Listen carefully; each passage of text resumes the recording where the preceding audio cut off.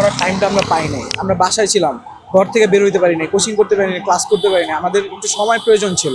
তো হয়তো বা যদি পরীক্ষাটা পিছানো যেত আমাদের জন্য অনেক ভালো হতো। এই যে আপনারা বলছেন যে আপনাদের তিনটি দাবি কি একটু আপনার মুখ থেকে শুনতে চাই। তিনটি দাবি বলতে এই যে আমাদের একটা নির্দেশনা দেওয়া হয়েছে যে সিট প্ল্যানিং হবে 3 ফুট গ্যাপ দিয়ে, প্রত্যেক 20 জনের জন্য একজন করে টিচার দরকার। ওইটা না করে আমাদের যেভাবে মানে স্বাভাবিকভাবে পরীক্ষা ছিল ওইভাবে করা উচিত।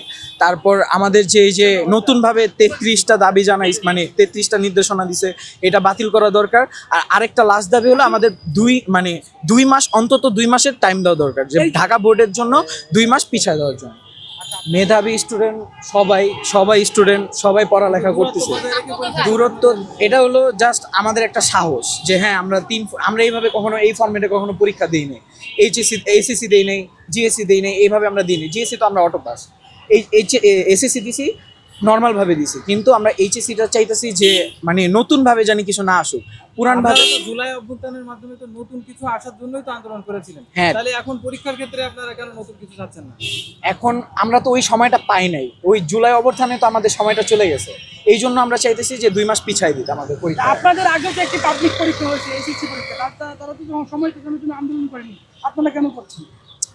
এখন এটা হলো যার মানে কলেজের ইয়াটা, মানে আমরা ডাক দিছি অবস্থানের জন্য, এখন ভরপুর পোলাপান আসে নাই, আসতে পারে, আসবে, তারপর আমরা এখানে অবস্থান করব, তারপর পরবর্তীতে আমরা জানাবো যে আমাদের। হ্যাঁ, আপনারা তো করোনার জন্য বলছেন যে পরীক্ষাটা পেছানো, জি, তাহলে জি। 3 ফুট দূরত্ব, এটা তো আপনাদের জন্য ভালো।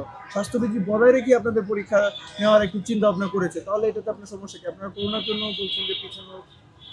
আবার শুনলাম আপনার কথাটা, আমি বলতেছি, শুনলাম যে আমাদের ওই যে শিক্ষা মন্ত্রণালয় থেকে বলছে যে 20 মিনিট পর পর আমরা পরীক্ষার হলে হাত ধুবো। তো আমরা যদি 20 মিনিট পর পর মানে হাত ধুইতে যাই, আমরা পরীক্ষার টাইমটা কতক্ষণ পাবো, আর কিভাবে ওই প্রেশার নিয়ে আমরা পরীক্ষা দিব? ঠিক আছে, এটা তো আমার মানে একটু জানার দরকার ছিল। আপনারা বলছেন যে স্বাস্থ্যবিধি মানার পরীক্ষাটা হ্যাঁ। পেছানোর সরকার, কিন্তু আবার স্বাস্থ্যবিধি মানতে গেলে যে 3 ফুট যে দূরত্বের বিষয়টি, সেই বিষয়টিকে আপনারা কিভাবে দেখছেন? যে 3 ফুট দূরত্ব যদি বজায় রেখে যদি পরীক্ষা হয়, সেক্ষেত্রে তো আপনাদেরই শারীরিক যে নিরাপত্তার বিষয়টি কিন্তু নিশ্চিত হয়। তো সেক্ষেত্রে আপনারা এটার বিরোধিতা কেন করছেন? আচ্ছা, আমরা আজকের জন্য আমাদের আন্দোলনের কর্মসূচি সমাপ্ত ঘোষণা করছি। আমরা পরের 17 তারিখ আবারও বৃহৎ পরিসরে সবাই মিলে অংশগ্রহণ করবো। আপনাকে যে ধন্যবাদ। প্রশ্ন হয়েছে এই প্রশ্নের উত্তর দিয়ে যান। এবং ভাই, আপনাদের তো অবস্থান কর্মসূচি ছিল, আপনারা তো বলছেন ভাই 3টা পর্যন্ত অবস্থান আপনারা কি করবেন না, নাকি চলমান থাকবে? 3টা পর্যন্ত সময় দিচ্ছেন।